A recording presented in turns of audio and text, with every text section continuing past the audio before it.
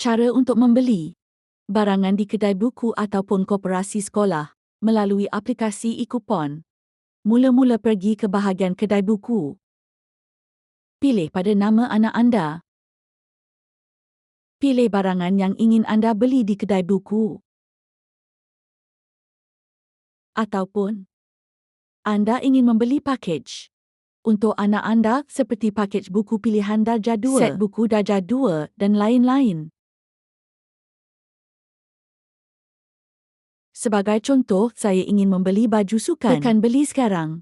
Ataupun jika anda ingin menambah barang lain, anda tekan pada tambah ke troli. Jadi saya tekan beli sekarang. Jumlah sebanyak RM2 akan ditolak daripada dompet di kupon. Tekan teruskan jika anda ingin membuat pembelian. Anda boleh semak status barangan anda melalui aplikasi e-kupon. Tekan pada 3 baris di bahagian atas. Tekan pada status. Nombor pesanan anda sudah dibayar.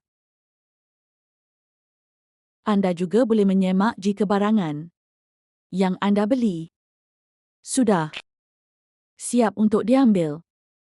Anda boleh pergi ke bahagian 3 baris atas. Pilih pada status. Dan ia menunjukkan Ready to collect. Jadi anda ataupun anak anda boleh pergi ke koperasi ataupun kedai buku untuk mengambil pesanan anda. Sekiranya anda yang ingin pergi ke kedai buku untuk mengambil barangan anda boleh pergi ke kedai buku dan tekan pada ambil pesanan. Pihak kedai buku ataupun koperasi akan scan QR code ini dan akan memberi barangan anda